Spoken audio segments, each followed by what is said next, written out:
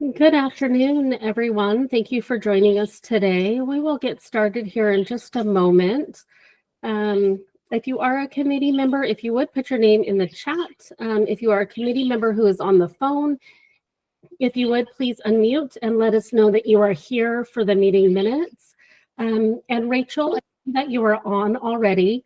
We did not get the meeting minutes out in time, so we will need to skip that on the agenda, and we'll do the December and January meeting minutes in the March meeting. Perfect. Thank you.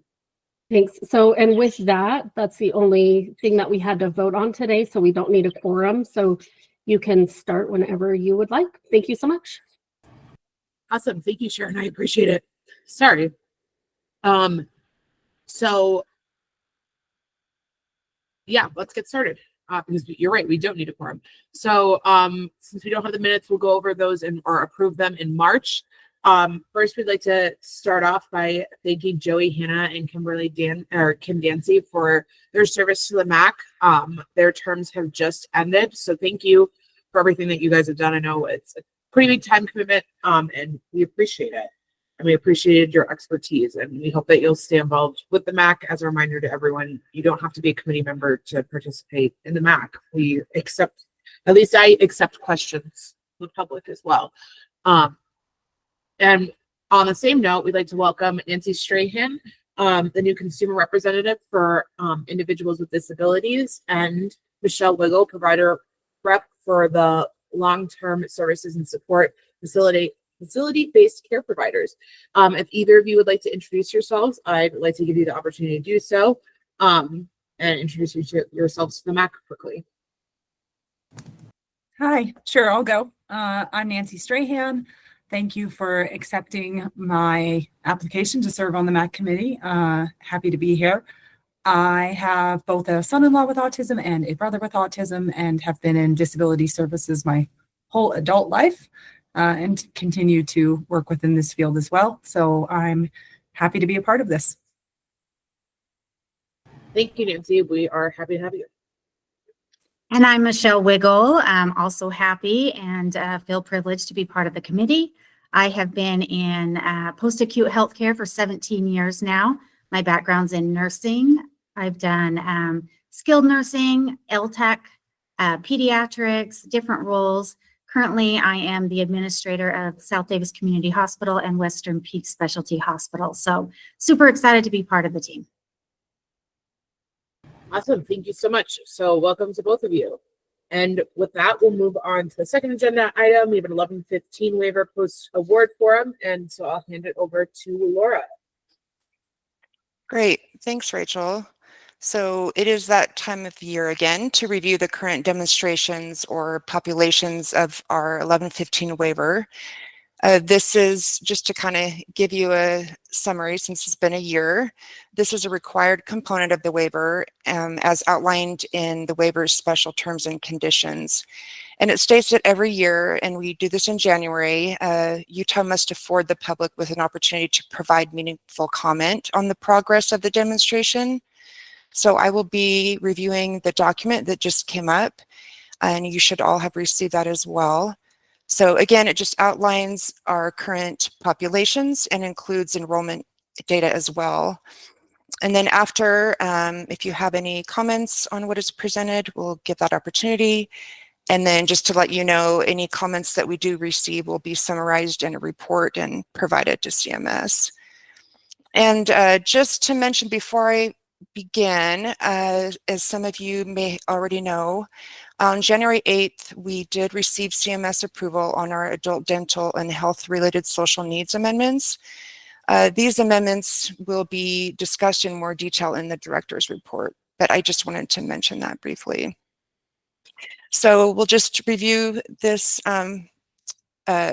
list of demonstrations, and just to give you a quick background. So our waiver is statewide, and it gives us federal authorization to administer specific medical programs and benefits that are not otherwise allowable under federal regulation.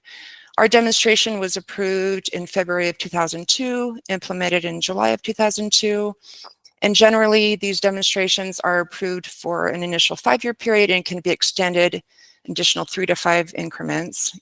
And then over the years, additional programs and benefits have been added to our waiver. And our waiver is currently approved through June 30th of 2027.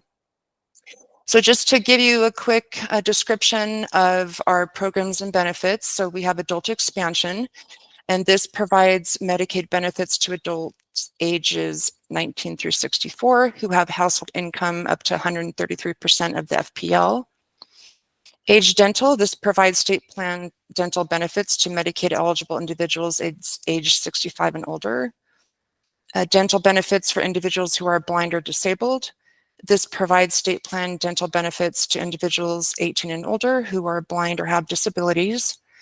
Employer-sponsored insurance. This is for individuals in the adult expansion group who are required to enroll in employer-sponsored insurance, or ESI, if it is available to the eligible individual.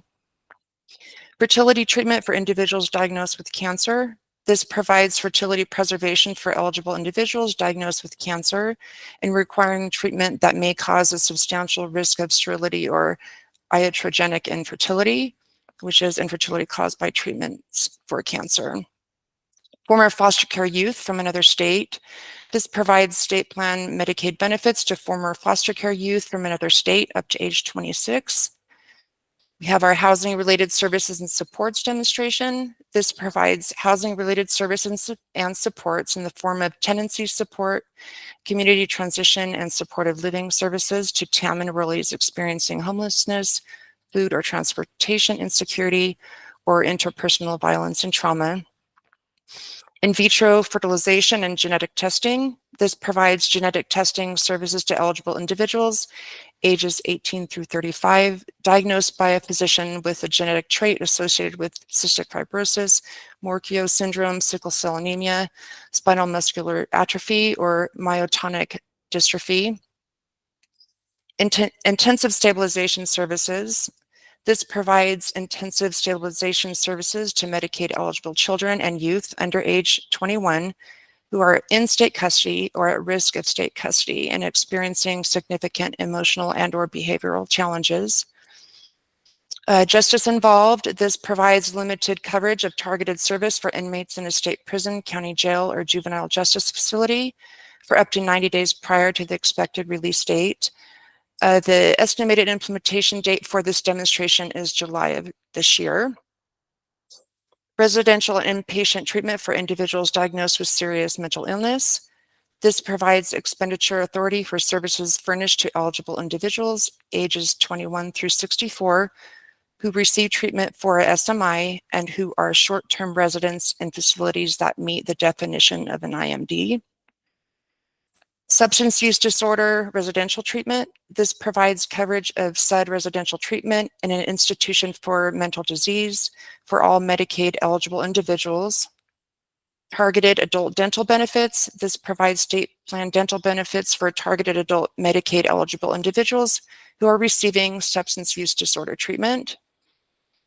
Targeted adult Medicaid. This provides state plan Medicaid benefits to a targeted group of adults without dependent children. Utah's Premium Partnership for Health Insurance. This provides premium assistance to help pay the individual's or family's share of monthly premium costs or employer-sponsored insurance, or COBRA. And then finally, our Utah Medicaid Integrated Care demonstration.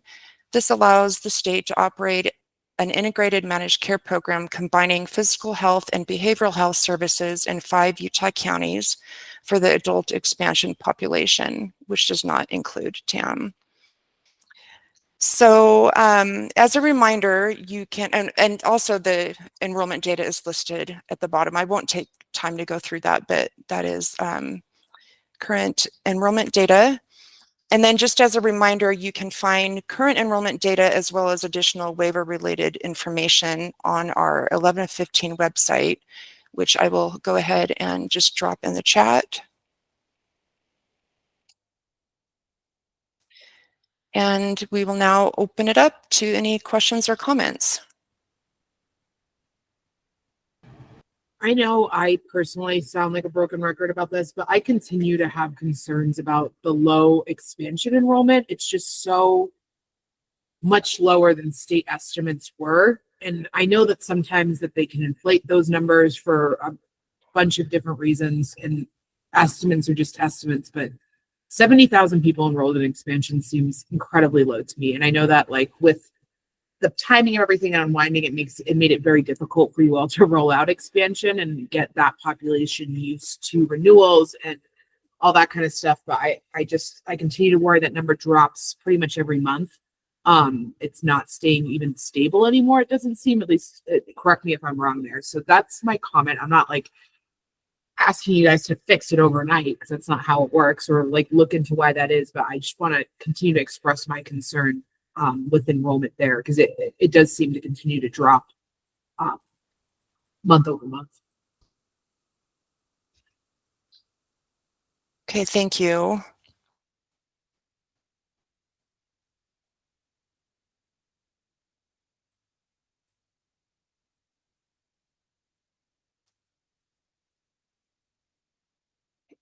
Okay, well, if there are no further questions or comments, I appreciate your time today.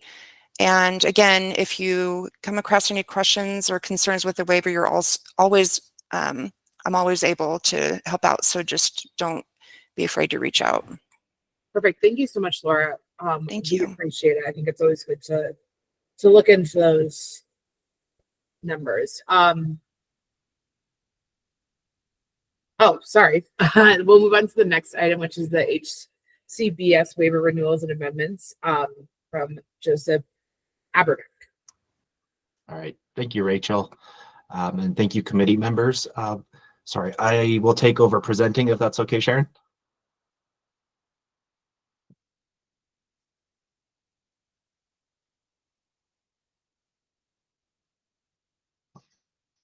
All right. Hopefully the PDF that is titled HCBS waiver submissions is showing on your screens. And for the folks who may not know, who know me, my name is Joseph Abernick. I'm the Office Director for Long-Term Services and Supports. Our office oversees the 9 home and community-based services waiver programs, the housing-related services and supports, resident assessment programs, and we also operate 3 of the waivers internally within our group. Just here to share some opportunities for public comment on a few waiver actions that we are taking with our federal partners.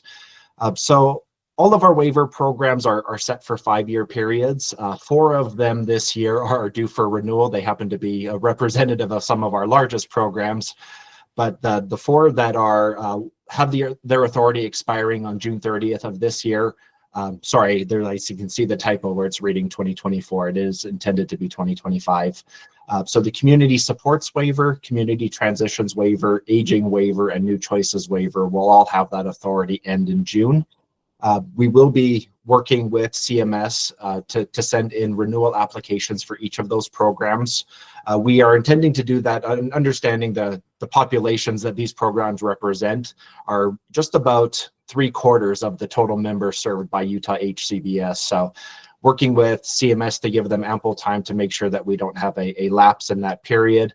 Normally CMS does require at least a minimum of a 90-day time frame for reviews, but we understand that submitting 4 at the same time may inundate them, and making sure that we have ample time to answer any questions that they do have. It is the Office of Long-Term Services and Supports does act as the state Medicaid agency for these programs and is responsible for those submissions. We also have a 5th waiver that we will be sending through, just a very direct amendment for the medically complex children's waiver. There is language, and I'll touch on this in a moment as well, just regarding how level of care is performed on that waiver that we are looking to make it an alteration to. So the process that we go through for each of the waiver changes is to meet with a group of stakeholders and advocates to work through the waiver. It's a little bit systematic, can be at times cumbersome, as the language can be very technical, or at least not necessarily the most intriguing parts of our programs. But we sit down and we go through the waivers fairly comprehensively, addressing each appendix, each portions of the authority, everything from how we determine level of care, the services offered by the waiver program, how we engage in person-centered planning, provider qualifications and their review, as well as protecting for health and safety. So several of our assurances with CMS. It unfortunately is not a time where we're able to look too much at significant program alterations, or at least ones that will require funding, as that action is usually directed to us by the legislature, particularly when appropriation is needed. But certainly updating information every 5 years, simply because pieces do become obsolete. Clarification can be beneficial. Again, going through that process with each of those work groups. So in the summary provided here, we provided a condensed look at how we went through public comment. I will call out for the New Choices Waiver Program, we are still in the process of working through those work groups. We will share with the advisory committee when the official 30-day period for that waiver is anticipated, but just did want to give a brief overview of changes that we've identified as well. So we go out for public input in several different ways. Certainly one of the methods is by speaking with you, and we will update the acronym here as well to reflect the new MAC designation. But we will be meeting with the Indian Health Advisory Board next month, posting online, posting in the newspaper as well, to try to share information broadly about the receipt of public comment. You might also, if you are part of, for example, the Intellectual Disability Service side, we will be working with our partners at the Division of Services for People with Disabilities to use their listserv to share information and get that out to their participants, families, and advocates as well.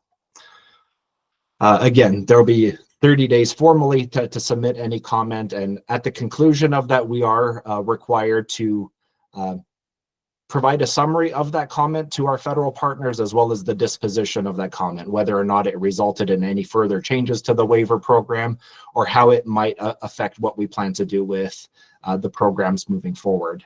We anticipate having that work completed by the end of next month, once the public comment period concludes. And then the state Medicaid director is responsible for the submissions of those to CMS. So just, again, very quick overview. Many of these applications can run between 225 to 300 pages in length. Again, they can be very technical documents. We have used track changes throughout each of the applications so that you can identify where verbiage has changed to help direct that better. A lot of them can be very minute. So even though we've taken a few waiver actions already, we still do see instances where we are not appropriately referring to the new Department of Health and Human Services. So still acknowledging that when we did this 5 years ago, that was back when Department of Health, Department of Human Services existed as separate entities. We caught many of those references that still needed to be fixed.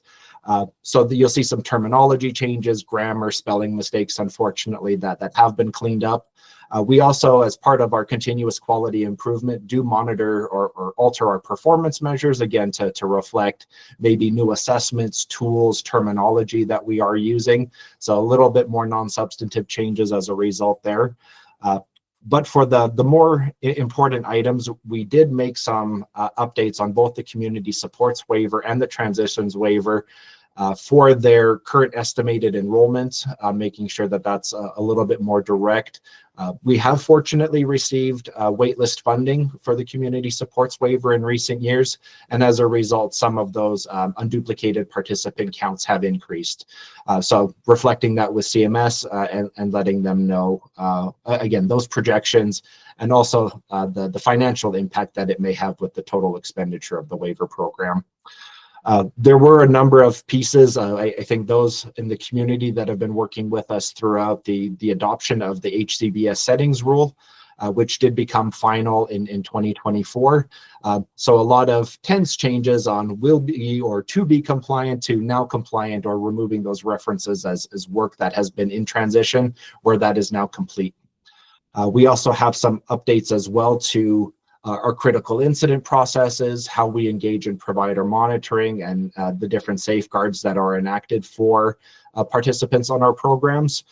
As part of the consolidation of DHHS, we did go through as a group and identify how we define critical incidents, who investigates them, who is responsible then for the follow through. So there are a lot of updates to those pathways as a result of that work to streamline and ensure that we're using consistent definitions across the board. The Community Transitions Waiver, this is our program for individuals as part of the settlement with the Disability Law Center that allows them to access home and community-based services in lieu of facility-based care. We do have some updates following the conclusion of the settlement, again, reflecting the current program enrollment that was initially anticipated for about 250 people, and that waiver program is now serving over 500. So updating those projections with our federal partners as well, and then a lot of the same information surrounding critical incidents, monitoring, and safeguards there as well. For the aging waiver program, we do have some provider changes and clarification that we have added. We have found that the requirement of municipal business licenses, so simply because you may be conducting business in the city of Murray, for example, that does not offer necessarily any significant benefit to a lot of the members of the waiver program as it relates to a protection. Oftentimes that is simply the paying of a fee within that municipality, and several of them actually no longer require providers to do that. So trying to update that requirement and lean more on pieces like our background checks and other DOPL requirements that may exist for licenses that may be necessary, but not necessarily looking at those municipal licenses any longer. We do have some updates on intentions for the supplemental meals with the aging waiver program. So what can be purchased for individuals, the usage of what we call the community meal option for those that may be socially isolated, that allows them to go with a friend, family member, and have a meal in the community as opposed to ones that are afforded at home. And then expanding what we're using for transportation in the form of UTA passes, possibly using rideshare as an option if UTA is not available, natural supports, family members, friends are not able to help with non-medical transportation. And then with the new choices waiver, I mentioned that we will have an official 30-day period that follows later. So there could be additional items that we will be clear in providing when that 30-day period starts. But a couple of items that we keyed in on was the need for clarification for a few of our service descriptions, particularly as it relates to the responsibilities of case management agencies. So we've called out a number of requirements for them. And then also how we engage in oversight of medication protocols, and then the grievance process for members, that it may not rise to an appeal situation as far as a reduction or denial of services, but how they can provide concerns to the Medicaid agency about the services they are receiving. And then quickly touching on the medically complex children's waiver as well. One of our level of care requirements that was it stated that documentation and notes could only be accepted by physicians. And like other areas of the Medicaid program, we are seeing more specialty physicians and other advanced practice providers that are more involved in kind of the day-to-day work with the children on this program. So reflecting that we will accept that information as part of a level of care determination and not be so restrictive to require physicians specifically for that documentation.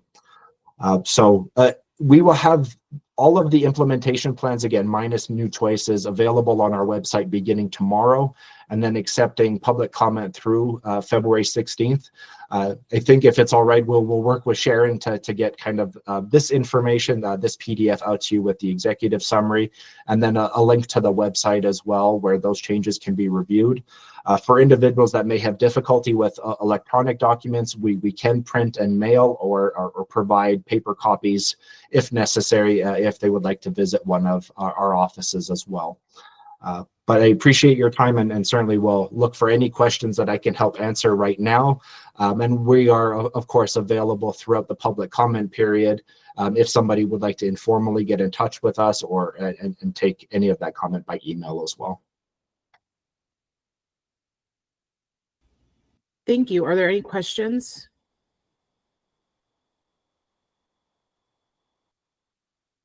All right. I think seeing none, thank you, Joseph. We appreciate the presentation. And we can move to the next item, which I believe is hold on, I have the agenda up. Next is the quality strategy plans from each managed care entity. I don't have the names of folks that are going to be presenting.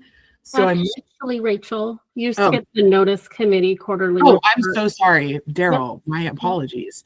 Thank you for putting that out. We will move to actually the notice committee quarterly report, and we'll have Daryl present that. Sorry about that. Thank you.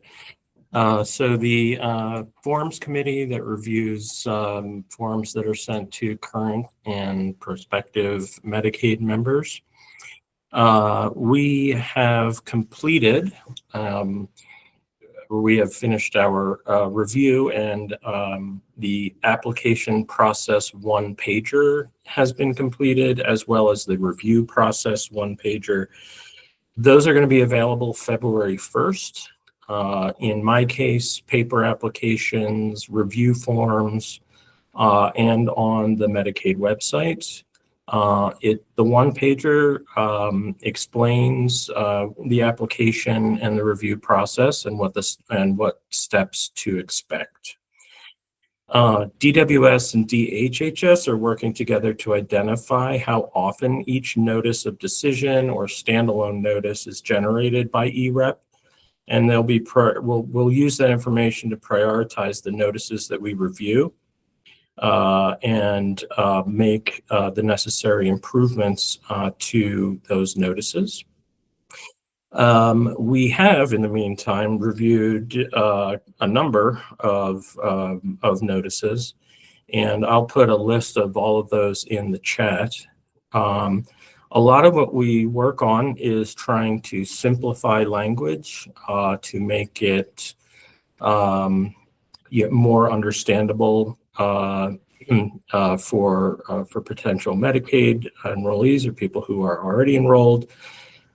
We also do identify sort of some bigger areas of confusion among the public, particularly in our last meeting regarding the notices around the Office of Recovery Services. A number of members, including myself, relayed stories of the barriers relay stories that show that the communications around or from the Office of Recovery regarding the Office of Recovery Services and the language used in those notices is particularly troubling. So I think our team is taking that back. I know this isn't a particularly new issue, but trying to finally, I think, address it. It can be a very daunting request for somebody that's just looking for benefits. And so Gina and the team will be putting that back on the agenda to try to take a closer look at sort of what seems to be a more general misperception of what the Office of Recovery Services does and what cooperation means with that office. And I think that's it for the forums group, Rachel. Thank you. Does anyone have any questions for Daryl?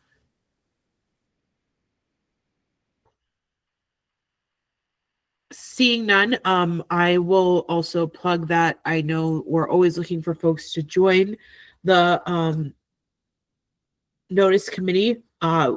You don't necessarily have to be, in my understanding, Sharon, correct me if I'm wrong, you don't have to be a MAC member to serve on the notice committee. So anyone that, is working with this paperwork a lot or feels like they have some input in to make these forms a little bit easier to digest for members, I think we'd love to have you there. So now, thank you, Daryl. Now we will actually move on to the agenda item number 5, quality strategy plan from each managed care entity. Like I mentioned before, I'm not sure that I don't think I have the names of who's going to be representing each managed care entity, but I suppose we will go in alphabetical order. So we'll start with Health Choice first. Hi, let me get my screen shared here. Let me make sure that I am sharing the right one. If it'll pop up for me.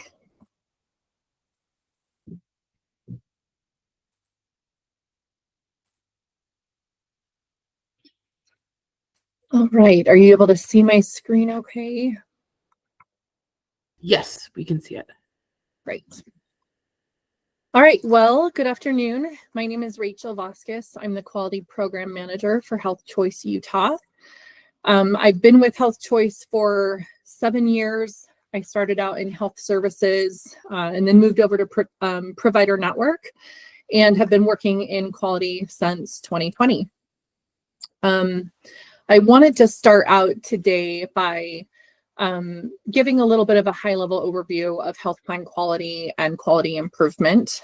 It can be easy for us at times, I think, to zero in on quality measurement standards like HEDIS and CAHPS when we think of health plan quality. But really, the quality bubble extends so much farther beyond the quality department and quality metrics. There are key aspects to consider when looking at the quality of a health plan. All departments and roles that are shown on the left wheel do contribute significantly to health plan quality. So some of the key aspects I just kind of wanted to, I guess, give it a little shout out here is for clinical quality and care coordination. So how well the plan's network providers are managing a member's overall health. This includes anything from preventive screenings, chronic condition management, appropriate treatment delivery. My quality team is physically in provider offices on a regular basis, working with them not only on gaps of care, but also on maybe templates for their office, just to make sure that we're collecting all the appropriate information for all of the elements for different visit types. So we review claims, medical records, identify areas for improvement in performance within our network. We implement care management programs where needed to ensure members receive appropriate care across different healthcare settings, whether it's medical or behavioral health. Member experience and education looks at a member's satisfaction with their interactions with the health plan, access to care, communication with providers, and satisfaction with services received. It can also focus on education efforts to members on the importance of preventive care and disease management tips. For provider network management, we feel it's really important that we select high quality providers and monitor their performance to improve member outcomes, as well as ensuring network adequacy. Health plan administration looks at how efficiently we're operating. That includes claims processing, network management, and member information access. And then systems and data support. For this one, I kind of refer to them sometimes as the Wizard of Oz. They're not really a public facing department. They're kind of behind the curtain, but play such a significant role in quality for the health plan.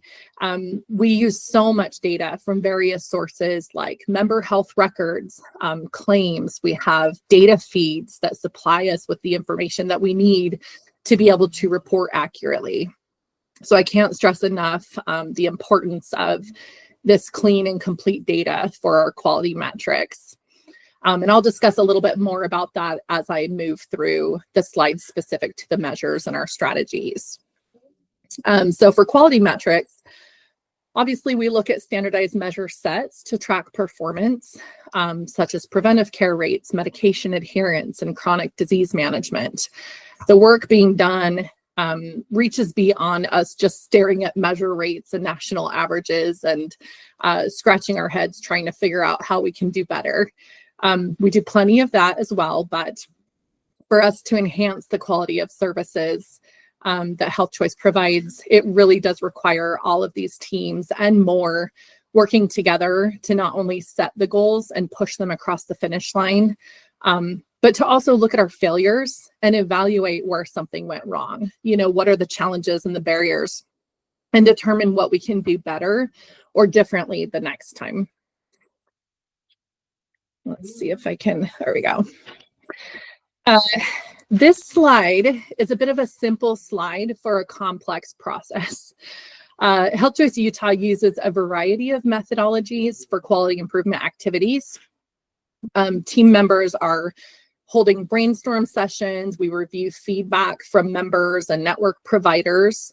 We collaborate with other department leaders and executive leadership on a regular basis.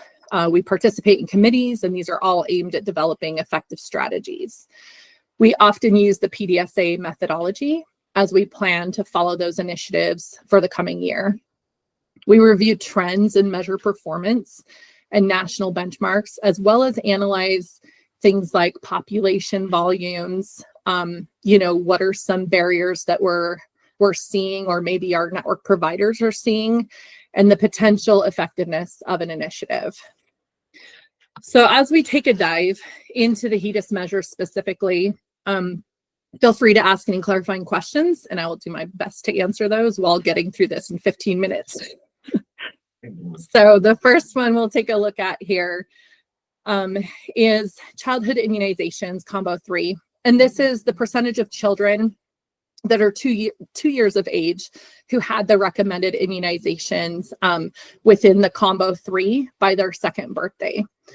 So I figure for each of these measure slides, it would be easiest for me to kind of talk a little bit about some of the challenges or barriers that we see, as well as the interventions or initiatives that we're conducting specific to those measures. So for CIS, some of the barriers that we see might be, kind of within the NCQA tech specs for the measure itself. And that's just kind of speaking to the constraints that we have on these measures. So if a kiddo receives their last set of immunizations a day after their 2nd birthday, they will not be reported within this rate as being compliant or having that completed.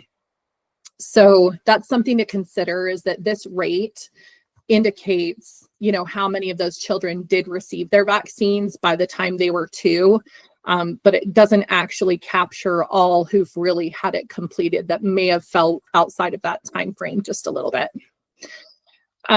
Another thing to note is parent, guardian, or member refusal, which they're under 2 years old, so that's probably not considered here, but it's not considered an allowed exclusion by the specifications, meaning if a parent chooses not to vaccinate their child, they're still going to be within the sample for this measure. So we're not able to really identify those members in these rates. That's kind of a big thing lately, and that's kind of what the graph on the lower left is there for. We've seen an increasing number of exemptions in the school system for choosing not to vaccinate. So, it would be great if we could, mark those refusals as an exclusion so we can really kind of get into the data a little bit more with NCQA, but it's just not there yet. Another thing we see is oftentimes the member's first hepatitis B vaccine, which was given in the hospital at birth, is often missing from our administrative data. We're not seeing that captured through claims, essentially, with the coding and whatnot. So we do have to kind of chase after that data. But if that's missing for a member and we aren't able to get to the data, then they will be marked as not compliant. So some interventions or initiatives that we have for this measure, we do conduct member outreach reminder calls if we're noting that there's some members who are kind of falling behind schedule a little bit. We work with provider offices on monthly care gap reports to ensure that they are also outreaching members and trying to encourage them to come in and be seen.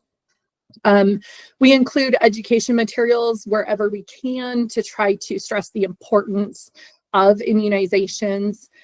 And then we also have Well Baby packets, as well as some pediatric welcome packets. So those collectively include a fridge magnet with the Well Child schedule, which oftentimes correlates with when they need their vaccines, and also an immunization schedule card to help with the tracking, since CDC doesn't give out those yellow cards anymore. So moving on to immunizations for adolescents, combo 2. Some of the barriers that we've seen with this one, again, with the exclusions, we can't exclude because they choose not to obtain a vaccine. Still also with the time constraints, they have to have the vaccines by the members, by or on, I believe, the member's 13th birthday.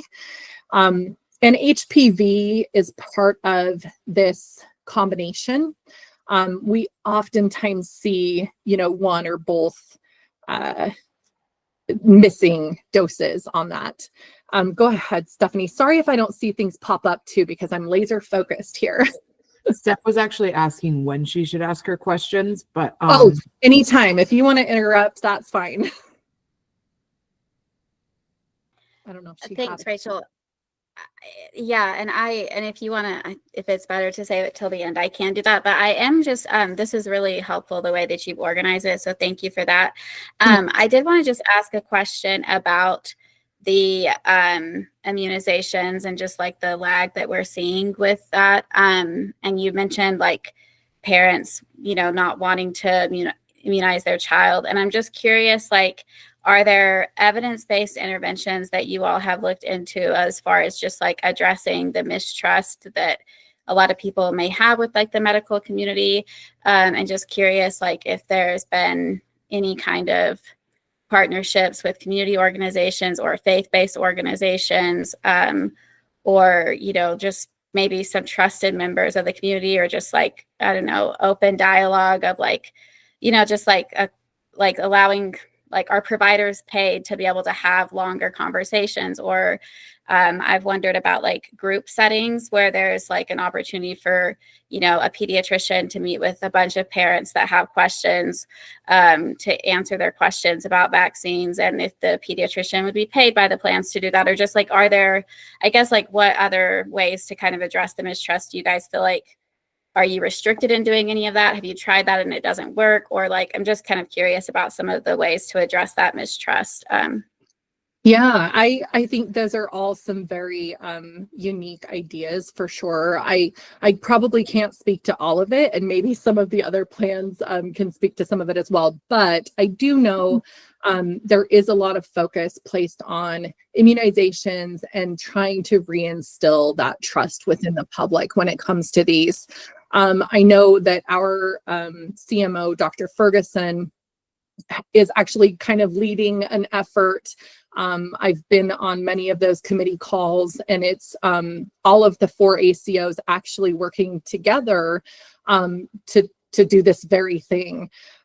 So I think currently one thing that we're doing is creating videos for social media so that we can kind of talk more openly and collectively about immunizations and the importance, and just giving more education for that. I think I heard a hand. Was there another?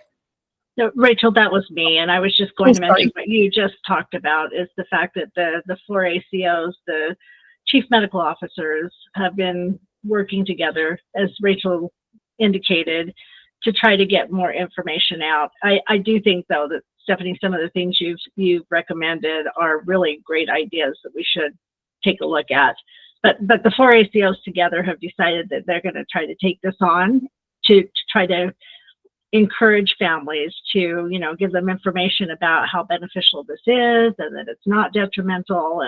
And this effort has just barely started. So great idea. And I know that there's additional, coalitions as well. I know I've also been part of another immunization committee that involves, a pediatrician from Intermountain and probably all kinds of other clinical stuff as well, but also working toward these common goals. So yeah, the conversation is definitely being had. I love the ideas that you mentioned because, we're always looking for new ways that we can try to impact this measure or these measures regarding immunizations for sure.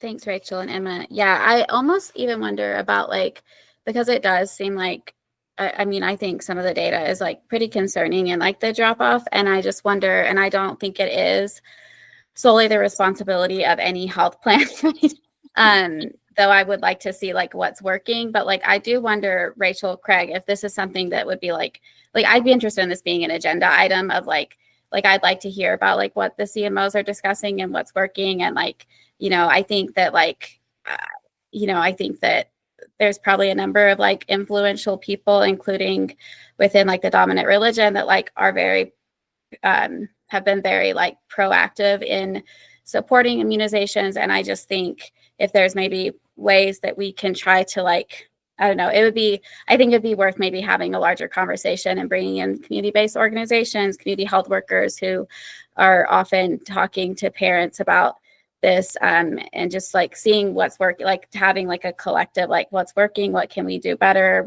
I don't know. I just think it's a really important, and I'm concerned about it, but I just think it's something that makes me like, I hope we can really find ways to make it go up. So I appreciate all that you all are doing, but I wonder if it's a bigger conversation as well, since it's not solely y'all's responsibility, since it is it's a trend that's not just restricted to you all, I guess. Yeah, no, I appreciate that. And I agree. I think there's many of us that, you know, looking at the numbers, we're concerned with the immunization rates. So yeah, anything we can try to do to collectively work on this is fantastic. And then, yeah, Sharon, if you could we add maybe a follow-up for this at a later meeting on like kind of that agenda items idea of running agenda items list. I think this continues to be a big enough issue, and I think it's enough of a minefield where there's a lot of people that need to be involved with this, and like Steph said, it's not just your responsibility as the plans to deal with this. So yeah, that would be great if we could add that. And then I think you're okay to continue, Rachel. Okay. So one thing specifically, because HPV is such an issue, I just kind of wanted to show this graph, because I know up here when we look at rates, you know, in the 20s and the 30s, we're like, wow, you know, for combo 2, that's horrible.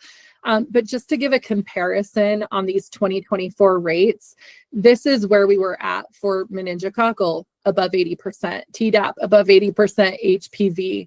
That's really where we're missing the mark on combo 2 for sure.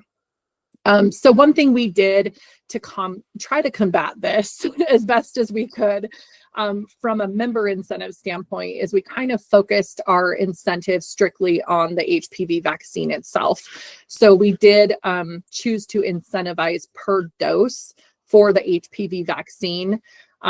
There's going to have to be additional work in the future to really focus on trying to get those efforts or information to members, you know, much sooner before they're getting close to that 13th birthday, because we really want to be able to make sure that they have time to get the amount of doses needed before they turn 13. So that's kind of our next approach that we've evaluated. Let's see if I can, maybe I clicked off my screen. Hang on. Okay. For cervical cancer screening, some of the challenges, barriers, are that these screenings need to occur every 3 to 5 years based on the member's age and the type of test that was conducted. The difficult part is if the member's only been with the health plan for a year, trying to look back that far behind to try to obtain the medical record to prove that they actually had the visit is where it's really difficult. And this isn't one that's necessarily captured through any kind of coding for the office visit itself. The result, the test result from a lab is what creates the compliance for this measure. And so that's even harder to try to find compliant visits for this measure. So that's a really difficult thing for us. This measure is actually moving to an ECDS measure for 2025, which is electronic clinical data systems measure. And that's just going to make it even harder, because what that does is instead of giving us a sample size of 411 or less members that we are going after those records on, it now opens it up to the entire eligible population. I believe ours is over 4,000. So the amount of work that goes into trying to capture those and make sure that we're capturing them through administrative data is going to be definitely a challenge moving forward, but one that we have to accept and just do the best we can to try to pull that in.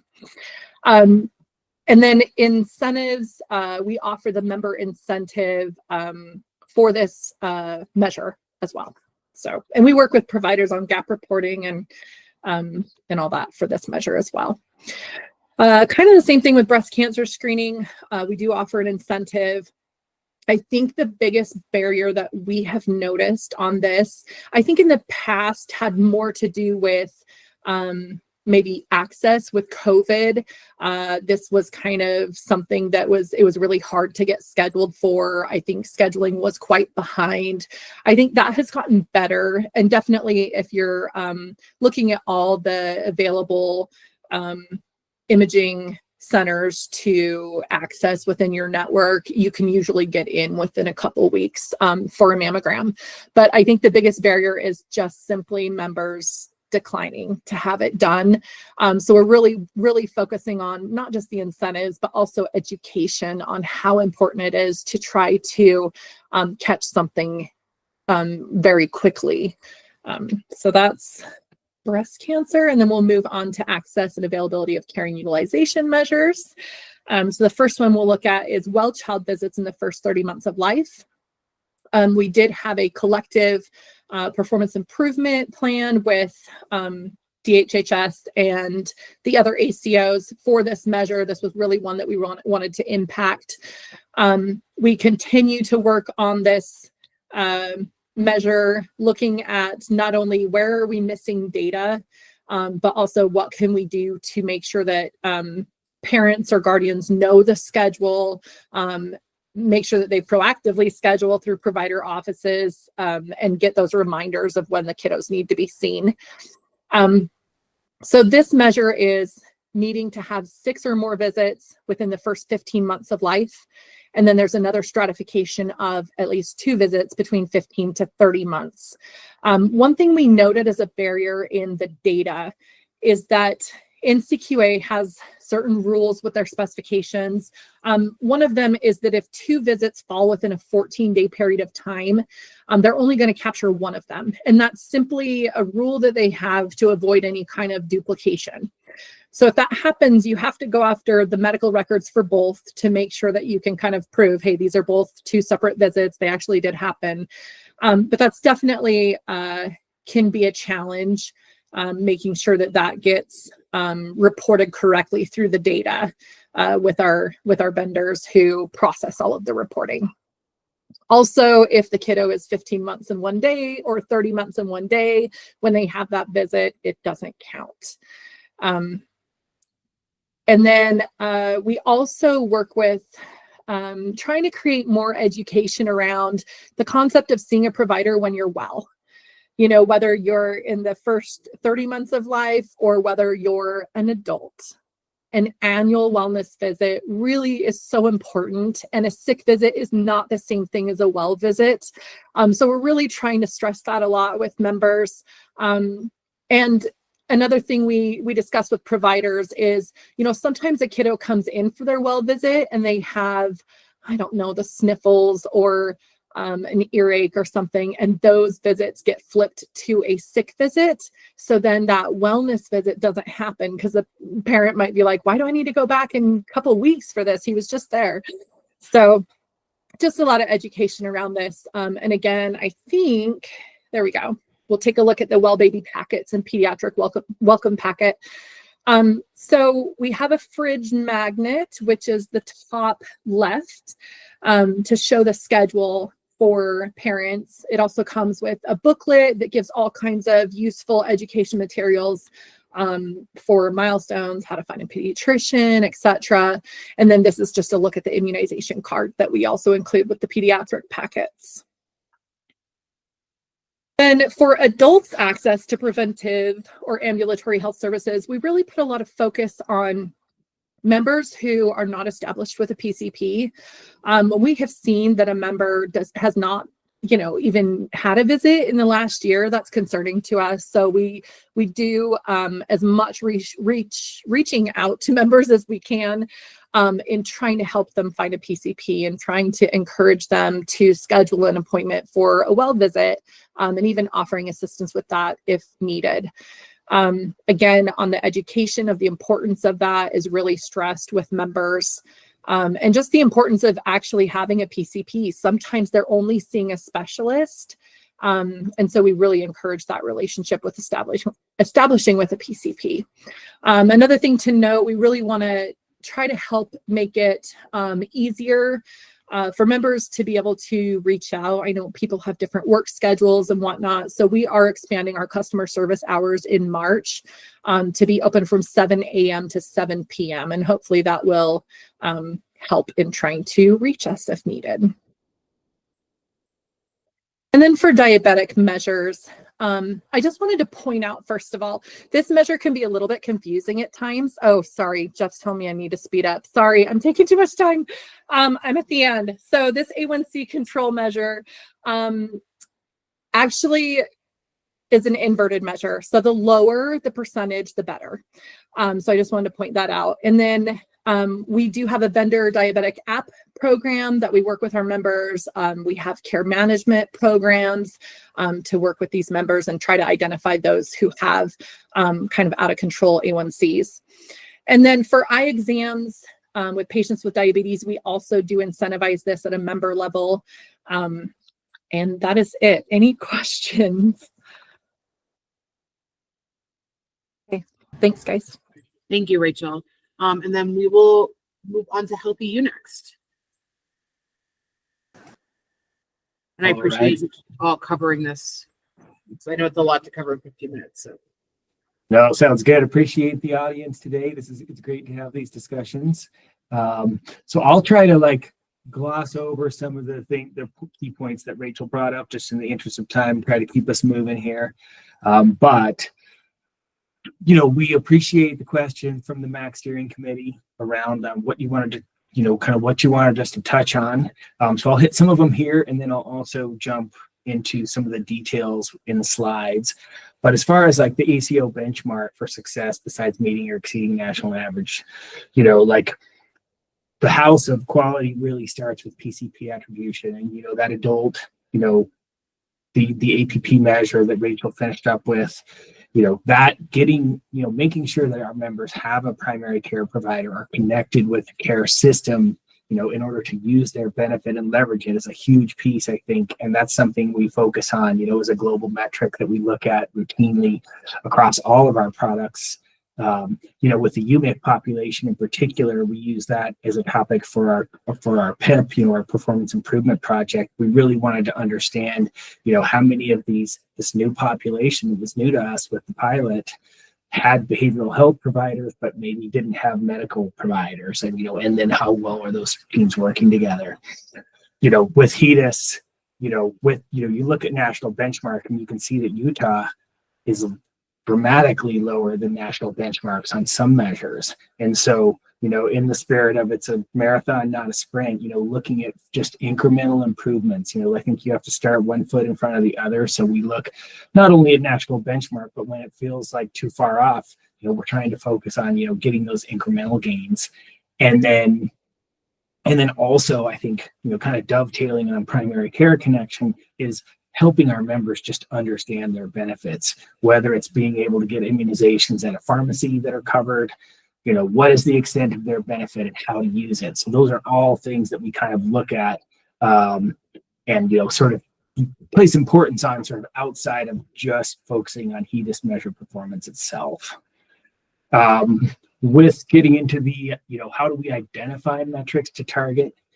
We really take into account a lot of factors, right? One, how big of a population is hitting a particular measure.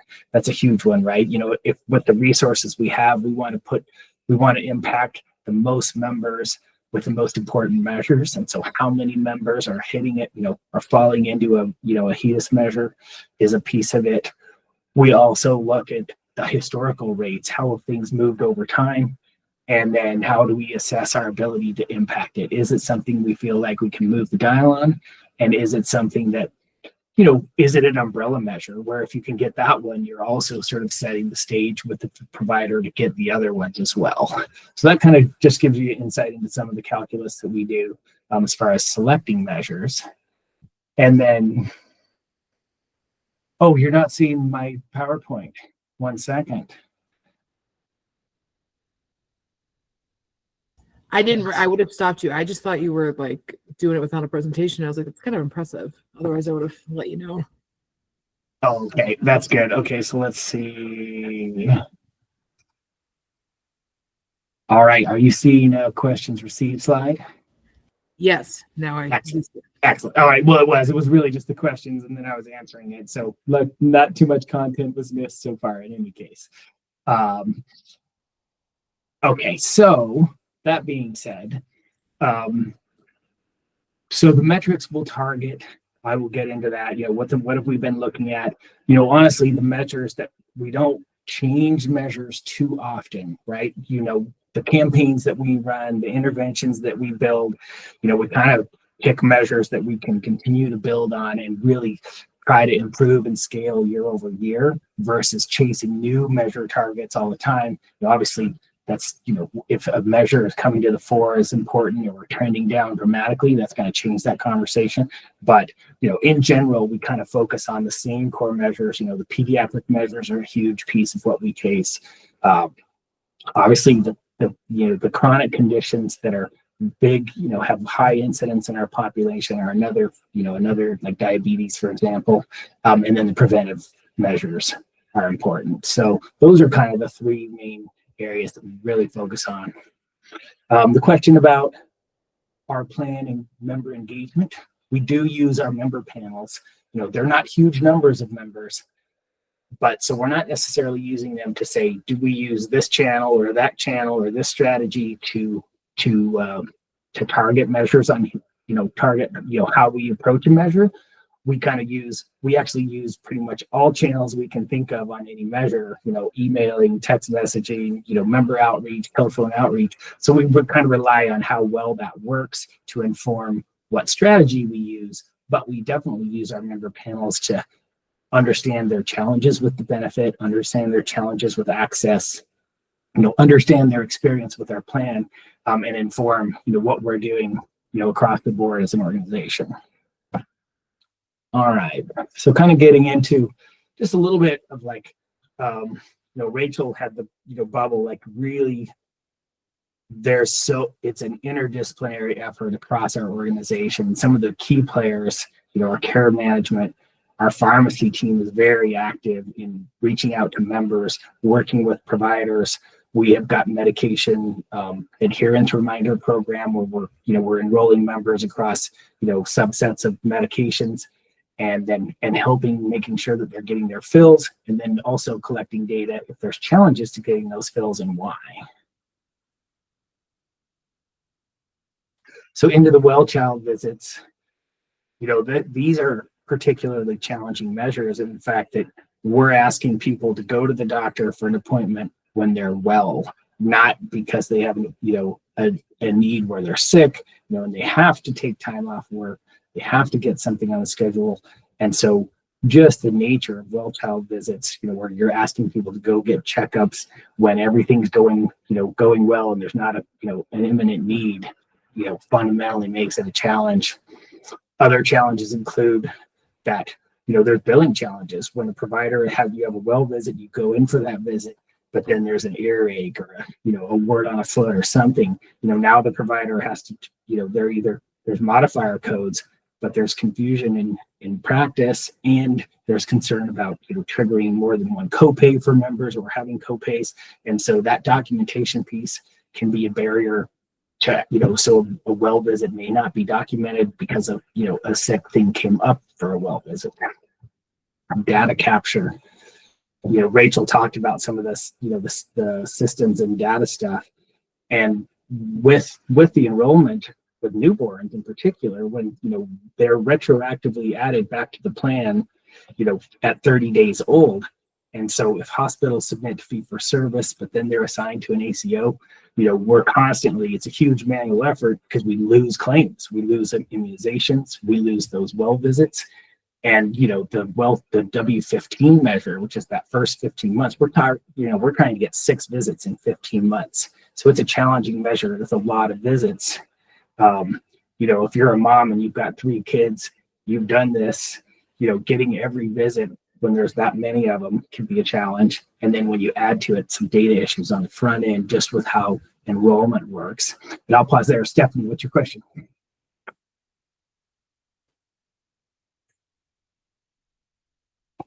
Sorry, took me a minute to come off mute.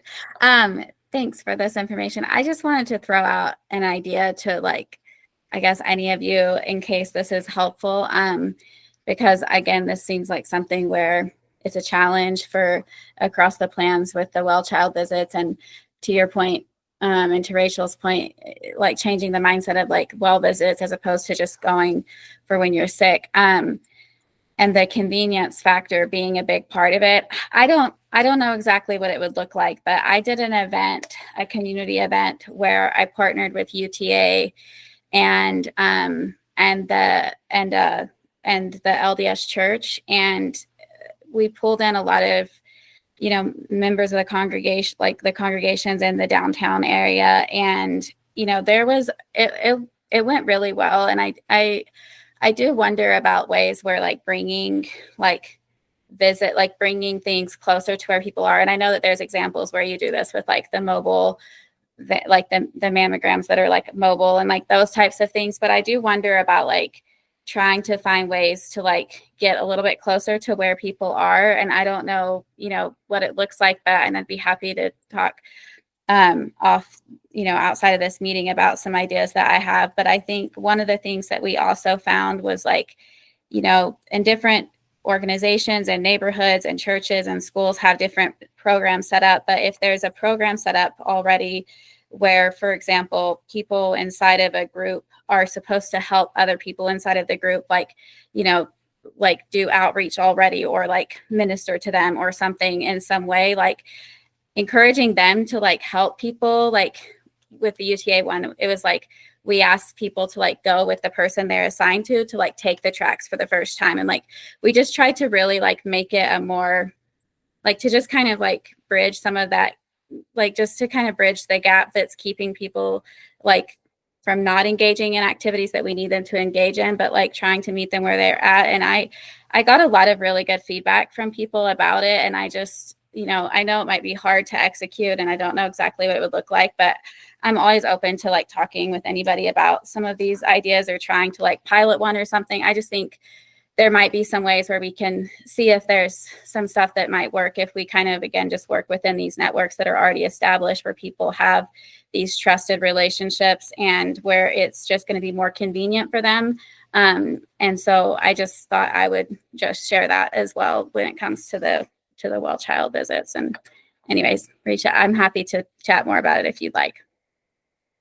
Yeah, no, it's a great thought. One of the tricky pieces is if well visits, they stack, right? They're typically your primary care provider. And so it's not just say an immunization where any provider could plug in and do it, because you're sort of tracking developmental curves, and so it could be done by a plug-in provider, but then you have to have perfect information sharing of that visit in order to, to sort of facilitate the chain of events that, the well visits, sort of mean and whole.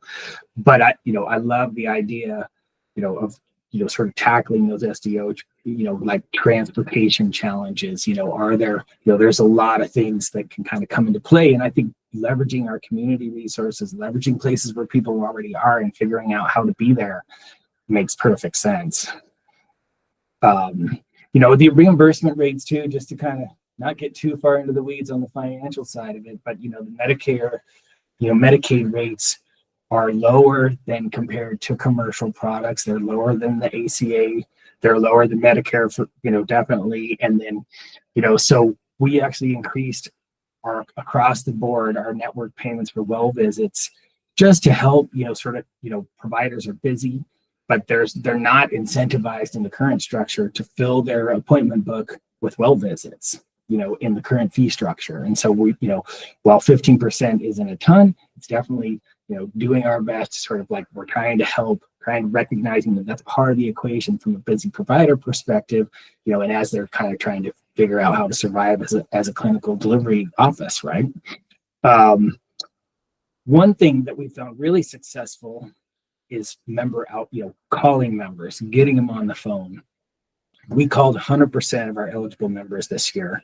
Last year we did a portion of them and we saw how much it worked. We did about a quarter of our members last year. So we ramped it up for this measurement year, we called 100% of them. So it'll be interesting to see, our rate that we don't have yet. We're just starting the calculation of that for 2024. But, we found that our members really responded well to a personal outreach from our customer service. And then we were able to sort of warm transfer them to our access assistance team if they need help scheduling. And they were actually able to help schedule as well. And we left messages admittedly to a lot of members, and we surprisingly got a lot of calls back. So I'm calling it a win, and we plan to work with our customer service team to not do it all in the last 4 months of the year, but kind of work into it, sort of around the calendar year on a continual basis, given the success of it. Of course, it's in our value-based arrangements, and then we also expanded our customer service hours. From I believe they were 8 to 5. Now we're going to 7 to 7, in hopes of being there for members and providers in an extended hour situation. All right, I'm going to clip along here. We also have a baby welcome kit. We've got burp cloths. We have the magnet for the well visits, and then that, a nice resource that our marketing team put together. It's got car seat information, WIC information, developmental milestones. It's a really nice binder, and we can add pages as we get going with the spiral format. So it's a really dynamic way, I think, and we'll see how our members respond in our member engagement panel, with the information they're receiving.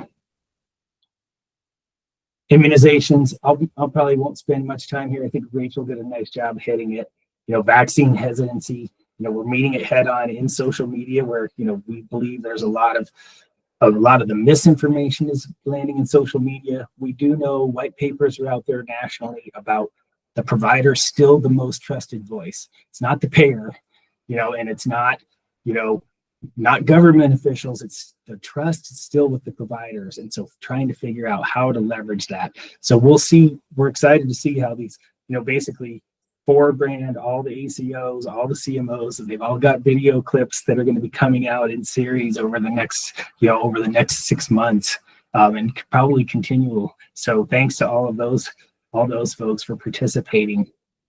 It's interesting with immunizations. We do see that well visits are lower, and then people are definitely getting immunizations caught up when they're in for a sick visit. So there's a little bit of a paradoxical, they don't parallel each other exactly, even though they are tied to the well visit schedule. Breast cancer screening, cervical cancer screening. I'll just leave it that the women's health screening measures Utah has been challenged with as long as I've been in quality. We continue to try to sleuth ways to connect with women, myth bust, and get that, sort of promote prioritizing their health in the preventive screenings.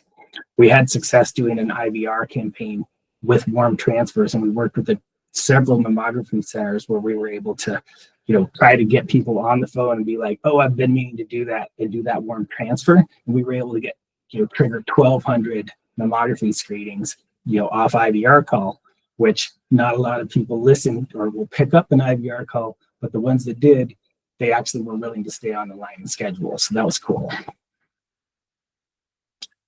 Primary care visits, I've touched on this. I'll skip through this. We've got, just wanted to kind of highlight the types of care management programs, that we have in our health plan. And they all work, with subsets of population. They're really working on, high risk maternity. The restricted Medicaid program is really a full wraparound. When we see people that have high ER utilization or lots of different pharmacies involved, we get, while the restricted, kind of help, narrows who they see, there's also a huge care management component where we're really working closely with those members, to help them, get on top of their health and succeed. And then one kind of unique offering that the university health system has is an intensive outpatient clinic, and it's actually funded entirely by UView Health Plans. And it's a small clinic, but it's focused on members with complex medical comorbidities, high utilizers, high social needs.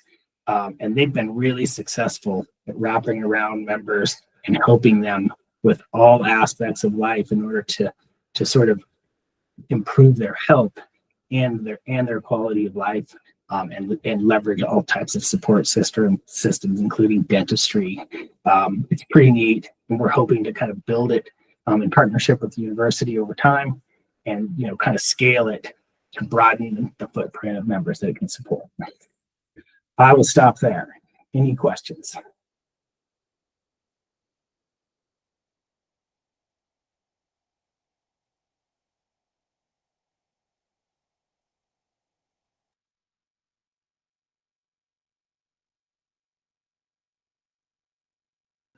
Rachel, you're on mute if you're talking. I don't know why I do it so much only on Google Meet. Sorry, everyone. I'm not like this. I'm not on Google Meet. Thank you, Jeff. I don't think there's any questions for you right now. I presume it's okay if people reach out. Sometimes it's easier to kind of go over the presentations and then reach out with questions. But I think you're all set, and then we'll move on to Melina.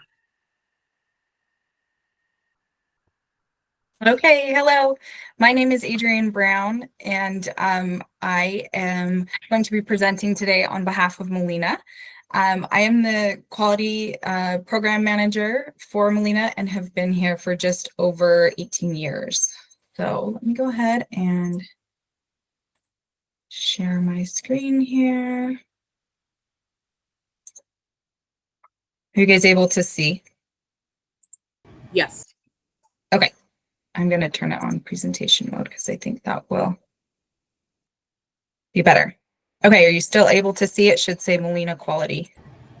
We're only seeing like a quarter of your screen, actually, now that I'm looking at it. It's kind of weird that we're seeing, and it didn't go in presentation mode. Let me try again.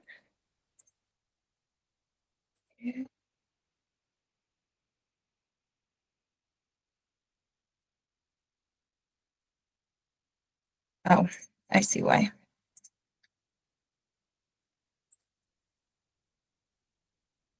Let's try now. Is that better? Yeah, that looks great. Okay, thank you so much. Sorry for that. Appreciate your patience. So we did kind of a different style where I put all of our performance measures in one slide here. So you'll see all of the measures on a 3-year trend across the bottom. And so these are all of the performance measures that are included within our contract. Our benchmarks for success are year-over-year improvement, as well as a comparison to the 50th percentile, NCQA 50th percentile, which is outlined in our contract with DHHS. We also strive to improve our NCQA national rankings, which includes a lot more metrics beyond just HEDIS. So you'll see some of the key findings here. We did have an increase year over year in performance for 6 of these measures. And we also had significant improvement from 2022 in WCC, which is well-child kind of measure, AMM, which is depression, and HBD, which is, So anyways, we're exceeding the 50th percentile goal in 3 of these measures. Some of the challenges or barriers that we face that I just wanted to call out, one is really with obtaining data from other health systems, despite them being kind of the largest delivery systems for Molina members. We have really limited, if any, supplemental data access to those delivery systems or health systems, and then have lots of difficulties conducting medical record review just because we don't have direct EMR access. It's a cumbersome process. Some of the vendors are slow and either providing complete or not full data sets. So really these rates are only reflective of the data that we have access to. And then I think as all the plans have struggled with is just PRISM data, having that as a challenge for the prior year. Moving into our legacy quality withhold measures, these are mainly the childhood measures and prenatal measures. And these are all the measures that were included in the quality pool for 2024. And those were really our measures that we targeted for that year. We'll continue to target these into 2025. We also kind of utilize population metrics to determine the measures of focus. And given that 60% of our Medicaid members are under the age of 20, these measures are also very consistent with the demographics. So some of our findings here, we've had performance year over year in all but one of those measures, significant improvement in CIS Combo 3, the well child visits for the older population, and prenatal visits. And all of the measures are approaching that 50th percentile goal. The challenges here are a little bit different. We really struggle being that 6 of the 7 withhold measures are anchored on an event or birth date. So for these childhood measures, it's their date of birth, or for the prenatal postpartum, it's either, delivery date or pregnancy, some sort of an event. They're time bound and they cross over multiple years. So we're seeing a lot of these members that are aging out of these measures before we can, impact their behavior. So that's kind of been a barrier. So we've made some tweaks to our programs to address that, which I'll go into a little bit later. And then 60%, like I mentioned, of those Medicaid members are under 20, and we don't receive any guardian contact information for 50% of that group. So it really creates some challenges for member outreach to be able to reach out to the parents of these kiddos and get their services to them and remind them of their services and resources and things of that nature. I see a hand up. Go right ahead. Yeah, thanks, Adrienne. I just wanted to understand that. Is that the case for all the plans? Like, you guys are only getting contact information for half of the children? Well, we get all the information for the children, but we don't know who the parents are. So makes it difficult, to outreach because we don't know who their guardians are. We don't have that kind of consent piece from the guardians. So that's kind of where the issues lie. I see another hand up. Go ahead. Yeah, this is Leah Rodak. I'm with Healthy U Medicaid. We get head of household contact information. So but only, for the one parent who's listed as the head of household, if it's a 2-parent household. So we will get their name and contact information. We're not currently getting authorized rep information in our 834 files from PRISM, but we do get the custodial information on foster kids as well. In different fields in the 834. So we get contact information. I can't speak to what Melina's referencing and what they're not getting, but I'm just wanted to address when you asked the question of, does that ring true for the other plans? The data we do get is limited to either the head of household on regular Medicaid clients or the custodial parent for like a sub-adopt child or foster care. Thanks, Leah. And I would add to that, we do like address matching. So our systems teams take separate steps after that, so we'll take what case head we can get, but then we also, have this, it's a secondary, not exact science where we do try to match it up because we don't want to send a reminder letter 5 times to one family, but so we try to be efficient with how we're doing it, but it is an extra challenge. So Right. this doesn't, correct me if I'm wrong. I just feel like this is information that DWS should be giving you, like when the member's enrolled. Like, maybe it's a consent thing, but at the end of the day, I don't know. I don't want to take up too much time about this specific thing because I know there's a ton of stuff to present, but I'd love to try and figure out if there's any way that DWS and Medicaid can work with you guys to get you that information. A, so you're not like looking around for it, and B, because you should have it. And then Emma. Yeah, I was just going to mention ditto for us based on what Leah said, since we share the same IT group, we get the same information at Health Choice. And this really is an issue we need to talk to DWS and to the state about, in terms of, I believe the information is on the exchange of information from DWS to Medicaid. I just don't think it's reflected in the information that gets sent to the plans. So.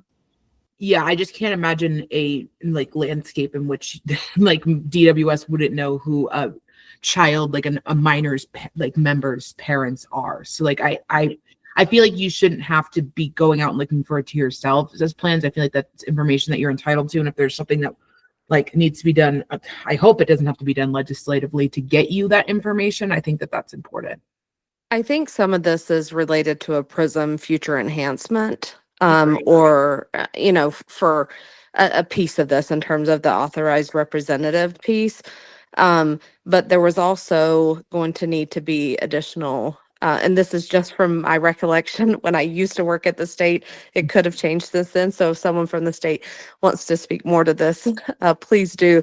But I know that there was also the forms that authorized reps complete for DWS needed to be reviewed to determine if they met criteria for medical sharing of information or not. So ensuring that the correct authorized rep information was shared with the plans was also something to make sure that they wanted to verify before it was implemented.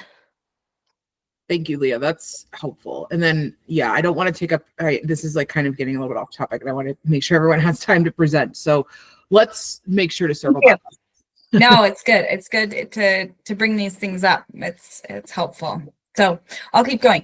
So our intervention strategy, this is really for all of those performance measures and withhold measures. Just put it all on one side here. So I'm not going to touch through each and every one of these, but just highlight a few.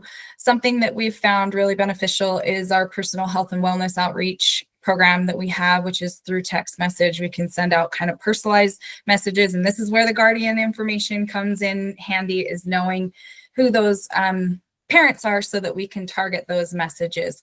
We can link them to various other places so they can get any resources and assistance that they might need. We did send out through this text program over 500,000 messages to Medicaid members in 2024. So it is a large scale program, and we're able to really engage with our members through this and have found positive results. We do have also an outreach program that's focused on the childhood measures and prenatal measures. We have one staff member who is dedicated in our quality department who makes outreach calls to the parents of babies and kind of gets a relationship going with the parents, and then calls them periodically throughout that W30 timeframe, the first 15 months, the first 30 months, and reminds them of getting to get their visits. And we also mail out a tracker card that has both the well child visit schedule and the immunization schedule, so that the parents can keep that for themselves. And we do also have a QR code that links them to our website with more information about WIC and, you know, all DWS, all other information. And then in their text campaigns too that we send out, we also do some reminders on redetermination or re-enrollment after 12 months. So kind of have a comprehensive program for the new mothers, and have found that to be positive. Also, we have a clinical team that conducts in-home visits for members to help them complete screenings and give them some education. So we've found that to be pretty positive as well, especially for those members that are homebound or have difficulties getting in to see a provider in a typical office setting. And sorry to interrupt, but Eric, did you have a question or do you want to add something? No, I wanted to respond to that earlier comment. We are actually researching it internally. We've been doing some instant messages back and forth, and we will do a more formal response when we've completed our research. Just wanted to make everybody aware. I appreciate that. Thanks. And then this is my last slide, but just kind of some changes that we're making to address and some of the lessons learned. So as I mentioned before, the issues with aging out with some of these childhood measures, we're now offering year-round interventions and really initiating contact right at birth. There have been some changes through NCQA for the well child visits that are older children, and telehealth is no longer accepted. So really those face-to-face visits just require a little bit more targeting and outreach. Just wanted to kind of bring that up there. I mentioned the new mom program. Adolescent immunizations, we've kind of widened our age range for targeting on that measure. So we're really looking at 9 to 12-year-olds instead of just 13-year-olds. And just like other plans have mentioned, HPV is really where we get dinged on that combination kind of measure there. And I mentioned the in-home visits. We also have a new partnership with our mobile mammogram vendor, which has had some really great early success. We'll continue that in 2025. And we did have one member who hadn't received a mammogram in the past 10 years, went in and we were able to get her a mammogram, detected cancer. She was able to get treatment. So we feel like we're making kind of a difference and getting some people in that typically wouldn't be receiving those services. So that's all I have. Thank you. Does anyone have any questions for Adrienne? And then seeing none, I think we can move on to Select Health. Thank you. My name's Todd Wood. I'm the Medicaid director for Select Health, but luckily you won't need to listen to me for this presentation. We have Anita Sachs, who's in our quality department, who has put this together and will be able to deliver. So turn it over to you, Anita. Okay, great. Thanks. I'm going to share my slides.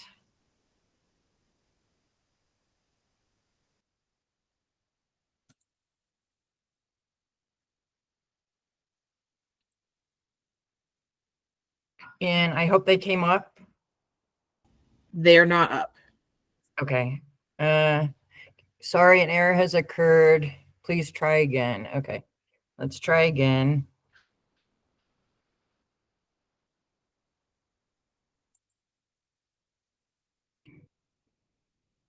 Is it window or entire screen?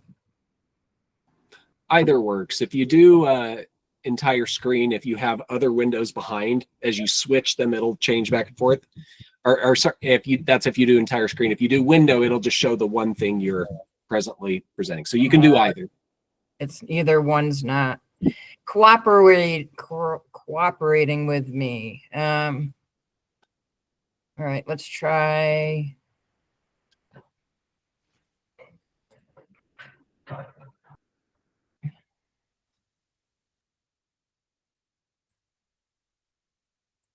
Still not.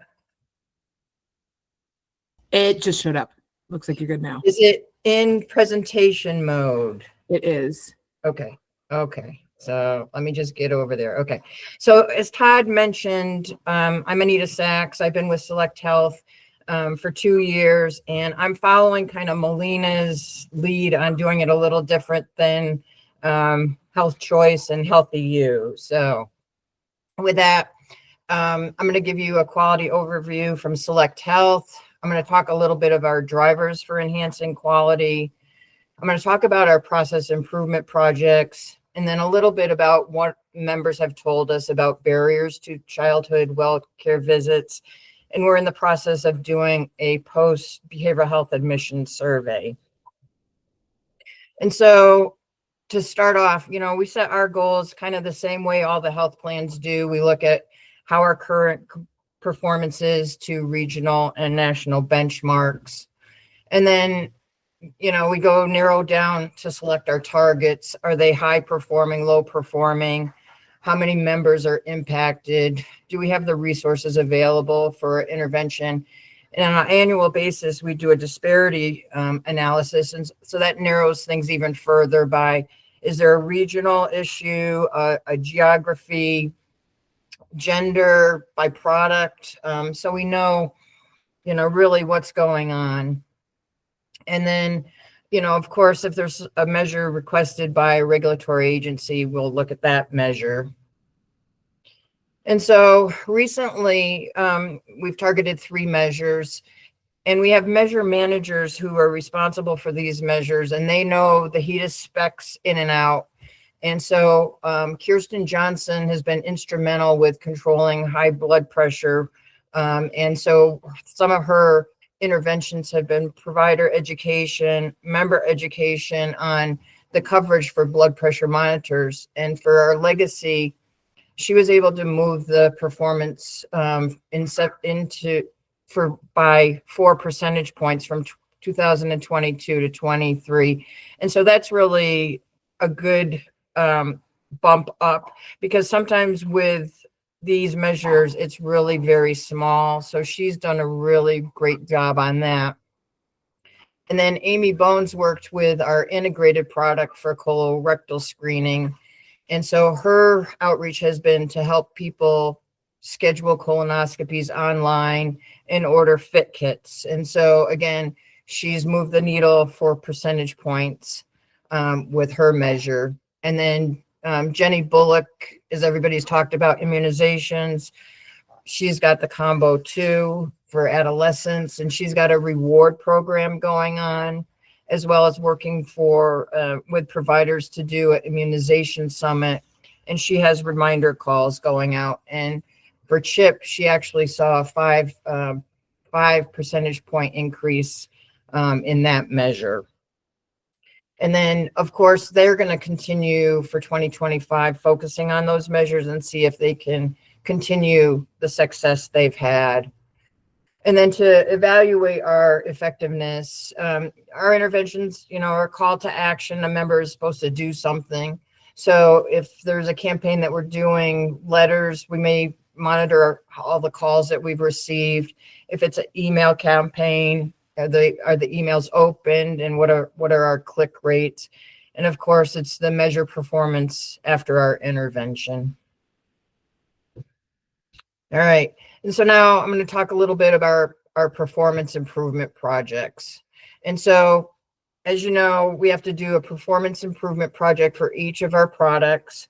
And so for our legacy, we're doing the W30.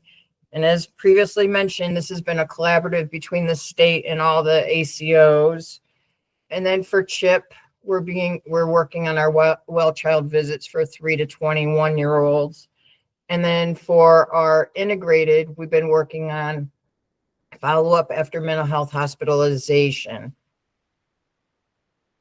And so again, why did we find these important? So with the childhood measures, as we all know, it's really important to be tracking growth and development because it's rapid growth and change. Providers can discuss concern, and of course, the wellness topics about nutrition, screen time, activity. So those are really important to us, especially long-term for those kids. And then for our FUH, we want to see improved outcomes. We want people to be healthy and support them and receive quality care in a timely manner, improve compliance with medication and therapy, make sure we're decreasing suicide and readmissions. So those are the reasons we really felt these were important projects for us. And so I'm going to talk a little bit about the well child visit, and the kind of the sub measures have been discussed earlier that, they're broken into 2. And it is the ACO collaborative that we've been working with the state and the other health plans. And based on this project, our baseline was how we were performing in 2022, and then in 2023, and then we'll have our final measurement in 2024, which our data is probably going to be finalized sometime in May. And so how did we do? So for 0 to 15, we had a, increase. We are above the national average for 0 to 15, but below the national average just a little for our 15 to 30. So hopefully with our continued efforts, we'll see, us meeting the national average in 2024 for 15 to 30 months. And so again, the same card that has been presented earlier is what we sent out. Joint development with the state and the plans. The visits are more than the HEDIS measured because it followed the American Academy of Pediatrics. And our focus for our mailing with these cards was if the child had an open gap and no primary care doc.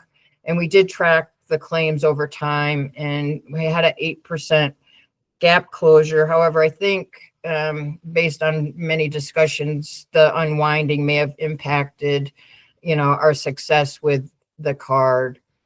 For 2024, our mailing included open gap and with or without a primary care doc. And so far, we've had 27% gap closure.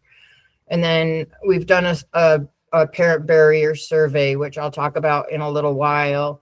And then, as people have mentioned, we really have tried to get out with community events, either by supporting with literature or being present. And so the one that I've heard really positive things are on the Pacific Islanders.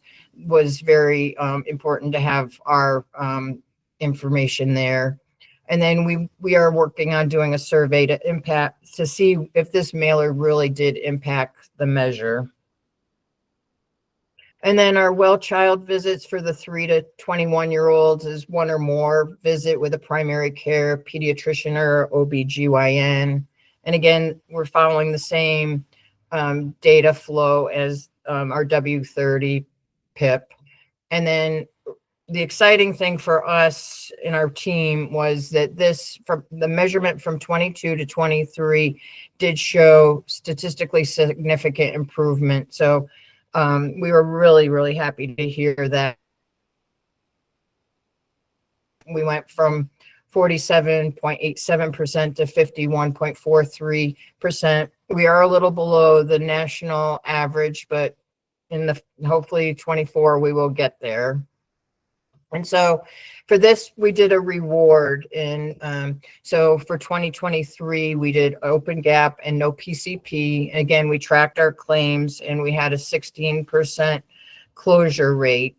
24, the team was really, thinking outside the box. We used our disparity report that I talked about earlier. And so we did open gap with or without a PCP and a rural designation. So we even narrowed it further. And then we did a reminder letter offering up to 3 providers in close proximity to the member so that they had, a resource to make an appointment. And so far we've seen a 12% closure of gaps. And I expect as claims continue to come in the next month or so, we'll see that raise. And again, just supporting community events. And then we're working on a survey to see if this reward influenced them, the parent making child. And then our follow-up after mental health hospitalization, we want, our members to have a timely visit within 7 days with a mental health provider. Measurements a little different. It started in 2021, and then we closed out with our 2023 data. We are continuing with this PIP because we felt it was really important. We had some setbacks in early 22 before I joined, but in 23 we made some gains. So we wanted to just continue what we're doing. And so you can see the baseline rate was 38%, but then decreased. Unfortunately, the project lost momentum and some vision, but we resumed in late 2022 and had lots of effort in 23 and, was able to rebound with an increase. And again, we're really close to the national average. So hopefully our 24 data will show, even more progression. And then the exciting thing, our data analysts, as everybody mentioned, they're kind of in the background, but they really help us, see where we're going. And so this demonstrates all our inpatient facilities that had a member and whether or not they had a visit within 7 days. we can drill down by each facility to see, you know, how they actually did. And we do know we can do some in-depth member medical record review. And so the other piece of that is we were able to create reports for those facilities, and our behavioral health team and provider development have been going out to our non-Intermountain facilities to talk about the measure. And a lot of them were not aware of FUH or the importance of it. So they've been really glad to get the data, and we're looking forward to them following up with these site visits. And then, as I'll mention in the next slide, is we're working on a post-discharge survey. So we did do a WCV, or childhood barrier survey. We used our Medicaid panel. Unfortunately, our response rate was small. You know, we only had 7 with a child less than 3. But the majority said they knew the number of visits that were needed, and then the majority had the required visits. And the one comment we had regarding a barrier was childcare. And then for our next population, 3 to 18, a little bit more responses. But again, majority were aware of what was needed, and all of them had the required visits. And then none offered a barrier to those visits. And then, as I've mentioned, we have a survey in process for members that are discharged within 45 to 75 days, asking them, you know, how's their current mental health status? Could they remember the recommendations? You know, did they receive support or services? And then suggestions on ways to improve mental health support for follow-up. So that is my update for Select Health's quality initiatives.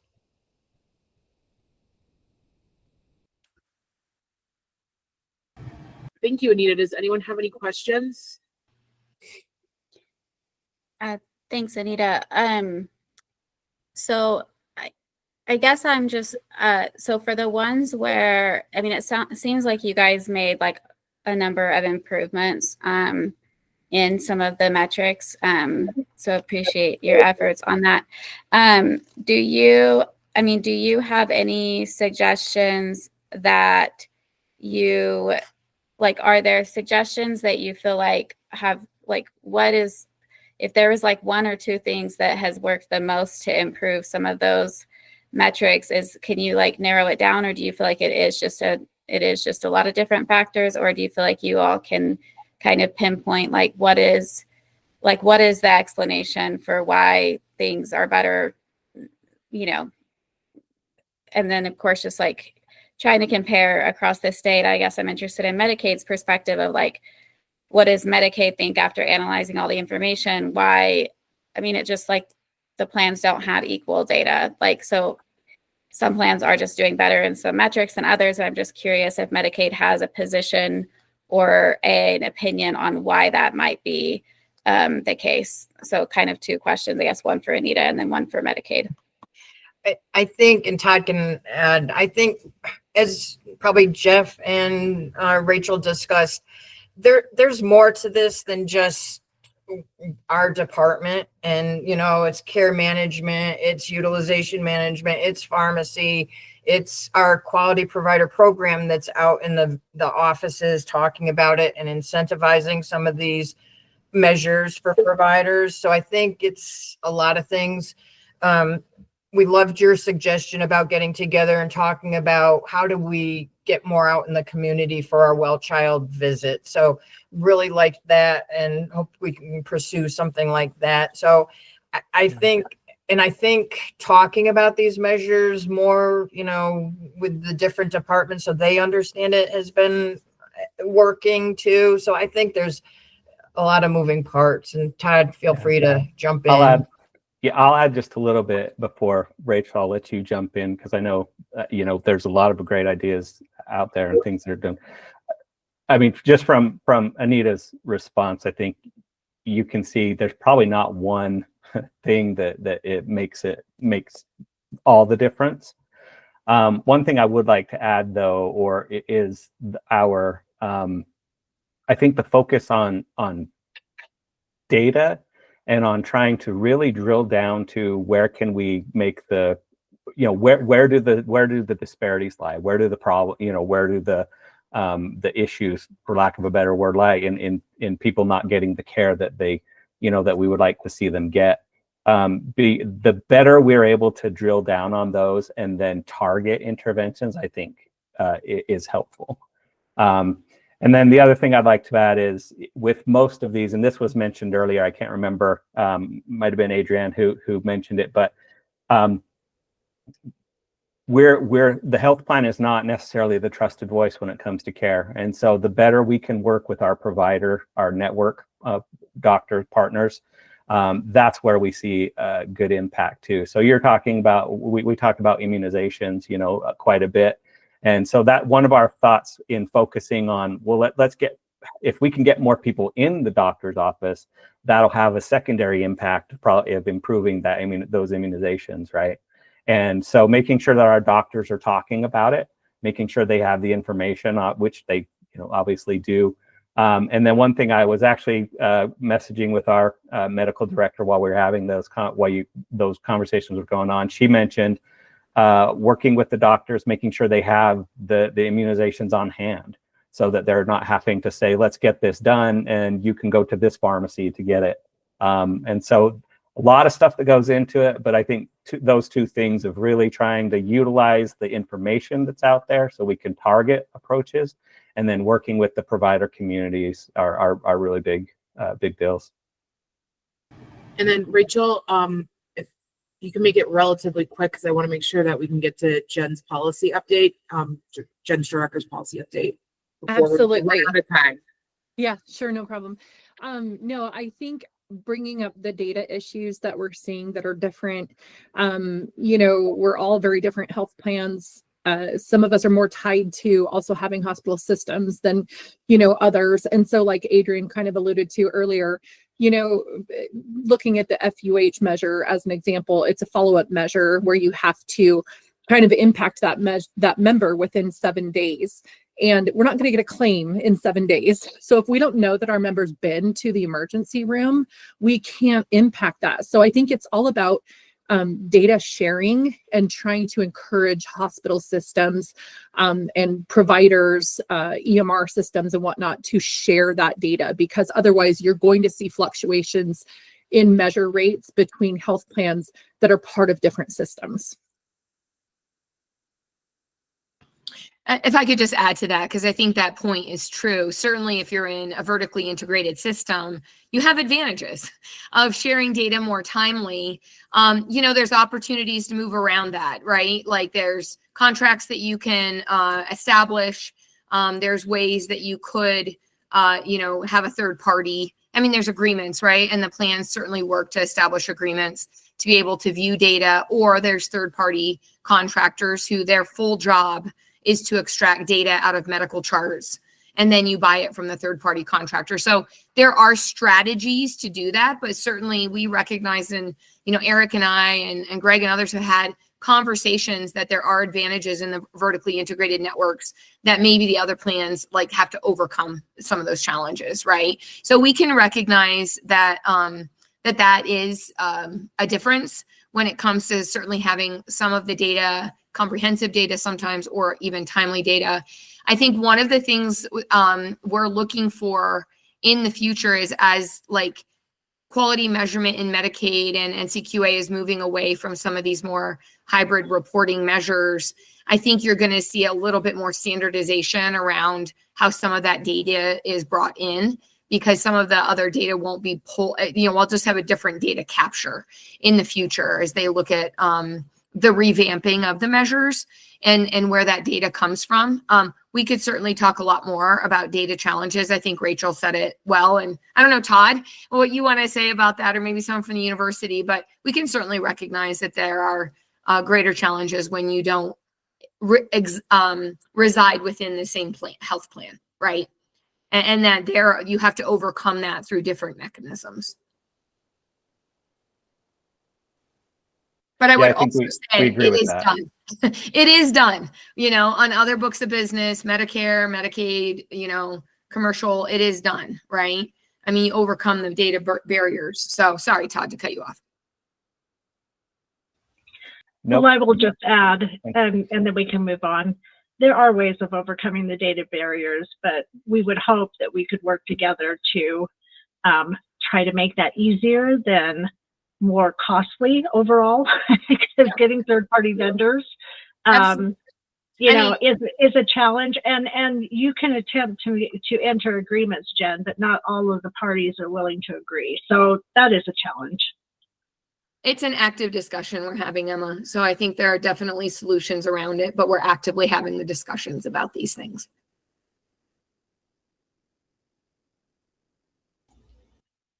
Okay, well, Jen, I think, again, thank you, Anita. Thank you to all the managed care entity representatives that presented today. It's pretty hard to go over a year's work of quality improvement work in 15 minutes or 20 minutes or however long everyone ended up presenting. But I'll hand it over to Jen Strohecker for her quick policy update. I'm sorry that we're running low on time, Jen. Yeah. So Rachel, I will actually be giving. Oh, okay. So, Just kidding. No So worries. sorry, And I guys. will, no worries. I will rip through it very quickly because I'm not as eloquent as Jen would be. So first off, let's talk about the 1115 waiver for dental that was approved. It was approved on January 8th. So what does that mean? Who's eligible? Well, it'd be all members, all adult members 21 and older who are not pregnant. So basically, if you were receiving dental benefits prior to this, you still will receive dental benefits in the same way that you have. But this new group that just became eligible will be receiving these benefits through the University of Utah School of Dentistry. Any questions on that one? So I know I'm ripping through really quick. I would just add that for those not in the Wasatch Front area, that doesn't mean that you're traveling to the University of Utah School of Dentistry. You will be able to go to can't remember what the term is. You can tell me what it is, but there are basically contracted providers across the state where you can receive that dental benefit. So there's no expectation that someone from St. George drive up to Salt Lake City to receive dental care. Yep, that's absolutely correct. They do have paneled providers across the state. Okay, let's talk about HRSS. So we also received approval for housing related services and supports. We'll be providing 3 services, which are supported living, tenancy support, and community transition services. So for the populations that will receive this, I'll kind of go over those adult expansion populations and kind of explain how this works. So HRSS for TAM, they were already approved and implemented. For individuals newly released from incarceration, we're hoping to go live with that on July 1st of 2025. For adult expansion members who meet criteria, we're hoping to go live with that also on July 1st, 2025. A part of that is offering medical respite, or what we're trying to kind of transition the name into is recuperative care for our TAM members and adult expansion members. Now, these are members who would be leaving an inpatient setting and require a home health level of care. They meet and they also meet criteria for housing instability and or homelessness. We're going to set this up by awarding an RFP for 2 facilities. We will be putting that out in the next few weeks. And again, we hope to go live with this in July of 2025. So kind of working at breakneck pace on this. Any questions on that piece?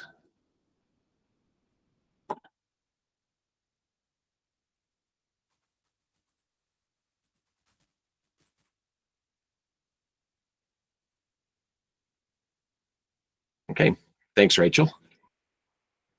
All right. We have 2 more minutes. So if there are any committee member updates that you want to bring up in the last 2 minutes, please let me know now.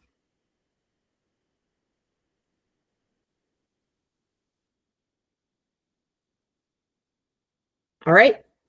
Hearing none, I think we are done for the day. We will have a meeting again next in March. I don't remember the date off the top of my head because it's less than a week towards to the legislative session. So nothing is working right up here. So Rachel, so the Oh, next no, I meeting- forgot something. Yes, you did. So the next meeting is March 20th. And then, yes, I was just going to remind you about the informal meeting in February. You wanted to Yeah. ask? So yes, thank you. I've needed to be reminded about a few things this week. We have in the past done an informal meeting in February during the legislative session at the Capitol. There's no room booked right now, so that could be difficult to be able to hold that meeting from a technical perspective. And also, I think the hope and the expectation is that there's not a lot of Medicaid bills that we're not aware of, and there's not really much anyway. There's that one governor's budget item, so there might not be much for us to discuss or I think this session. So I wanted to hear from committee members if they felt any particular way about having that informal meeting in February. Just because I'm not sure there's going to be much to discuss and we don't have a room, so it'd probably have to be virtual.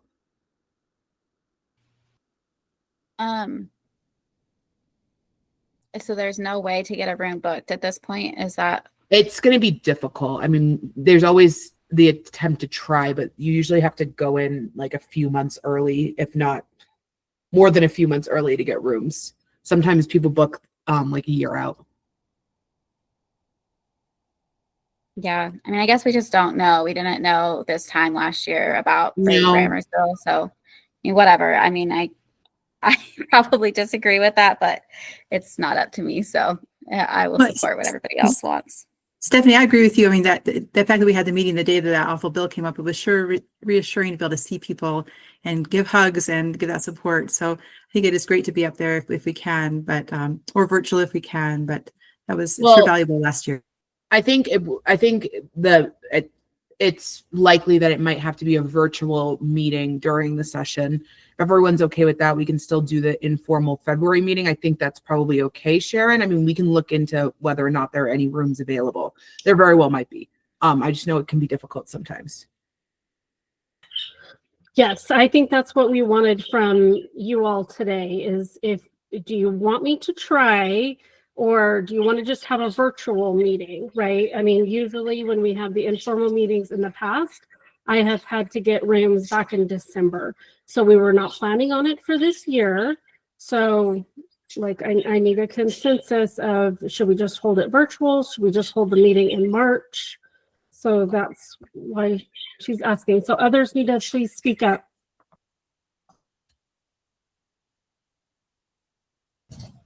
I'm I okay think- with the virtual meeting.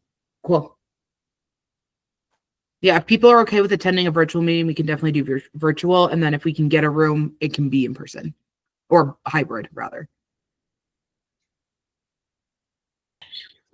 If you get a room, I can be there as well, but if it's virtual, that's just fine. Yep.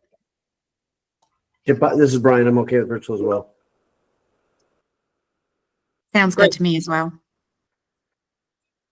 Perfect. Okay, I think that sounds good. So Sharon, if you want to send out information for a February informal meeting, we can see if we can get a room. If not, we can stick to virtual. Okay, sounds good. I will Thank keep you. you all informed. Thank you. All right. Well, sorry for going 2 minutes over, everyone. I think we are all set now.